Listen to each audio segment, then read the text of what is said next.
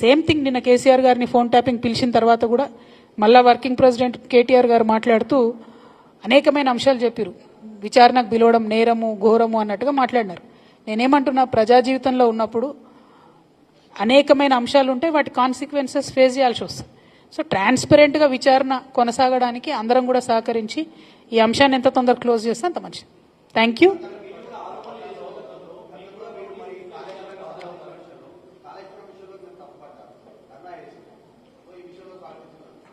నేనేం తప్పు పట్టట్లే. నేనేమంటున్నా, వారు మాట్లాడిన మాటలు చూడండి. ఎట్లా అయితే మంచోడైనా చెడ్డోడైనా మేము చెప్పిన వాళ్ళకే ఓటేయాలన్నారో అసలు మమ్మల్ని విచారణకే విలువద్దు అన్నట్టు మాట్లాడుతున్నారు. అసలు ఆ సిచ్యువేషన్ ఎందుకు వచ్చింది? ఇన్ని రోజులు విలువలేదు కదా కేసీఆర్ గారిని విచారణకు. ఇప్పుడు ఆ సిచ్యువేషన్ వచ్చింది కదా. ఆ సిచ్యువేషన్ ఎందుకు వచ్చిందో ఇప్పటికన్నా అంతర్గతంగా వాళ్ళు పరిశీలన చేసుకోవాలి. ఒకటి. రెండు, ఒకవేళ పిలిచిండ్రు అనుకోండి విచారణకు, పోక తప్పదు. ఇప్పుడు రేపు నన్ను పిలిచినా పోతా. నన్ను కూడా అప్పుడు ఈడీసీబీఐ పిలిస్తే పోతే కదా. నేను చేసినా నేరం చేయలేదా అనేటటువంటిది నేను చేయలేదని నా మనసుకు తెలుసు, కానీ అది ప్రూవ్ అవ్వాలి కదా. ఇప్పుడు కూడా అదే జరుగుతుంది. సో చట్టానికి అందరం కూడా సహకరించాలి. పిలిచినప్పుడు పోతాం. కాకపోతే ఆ యొక్క ఆలోచన విధానం ఏదైతున్నదో అందులో మార్పు రానంత కాలం బీఆర్ఎస్ పార్టీని మాత్రం ఎవడు కూడా బాగు చేయలేడు. సేమ్ థింగ్ నిన్న కేసీఆర్ గారిని ఫోన్ ట్యాపింగ్ పిలిచిన తర్వాత కూడా మళ్ళా వర్కింగ్ ప్రెసిడెంట్ కేటీఆర్ గారు మాట్లాడుతూ అనేకమైన అంశాలు చెప్పారు. విచారణకు పిలవడం నేరము ఘోరము అన్నట్టుగా మాట్లాడినారు. నేనేమంటున్నా, ప్రజా జీవితంలో ఉన్నప్పుడు అనేకమైన అంశాలు ఉంటే వాటి కాన్సిక్వెన్సెస్ ఫేస్ చేయాల్సి వస్తుంది.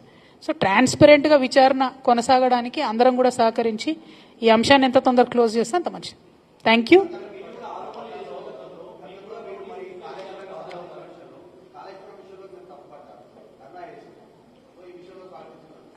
నేనేం తప్పు పట్టట్లే. నేనేమంటున్నా, వారు మాట్లాడిన మాటలు చూడండి. ఎట్లా అయితే మంచోడైనా చెడ్డోడైనా మేము చెప్పిన వాళ్ళకే ఓటేయాలన్నారో అసలు మమ్మల్ని విచారణకే విలువద్దు అన్నట్టు మాట్లాడుతున్నారు. అసలు ఆ సిచ్యువేషన్ ఎందుకు వచ్చింది? ఇన్ని రోజులు విలువలేదు కదా కేసీఆర్ గారిని విచారణకు. ఇప్పుడు ఆ సిచ్యువేషన్ వచ్చింది కదా. ఆ సిచ్యువేషన్ ఎందుకు వచ్చిందో ఇప్పటికన్నా అంతర్గతంగా వాళ్ళు పరిశీలన చేసుకోవాలి. ఒకటి. రెండు, ఒకవేళ పిలిచిండ్రు అనుకోండి విచారణకు, పోక తప్పదు. ఇప్పుడు రేపు నన్ను పిలిచినా పోతా. నన్ను కూడా అప్పుడు ఈడీసీబీఐ పిలిస్తే పోతే కదా. నేను చేసినా నేరం చేయలేదా అనేటటువంటిది నేను చేయలేదని నా మనసుకు తెలుసు, కానీ అది ప్రూవ్ అవ్వాలి కదా. ఇప్పుడు కూడా అదే జరుగుతుంది. సో చట్టానికి అందరం కూడా సహకరించాలి. పిలిచినప్పుడు పోతాం.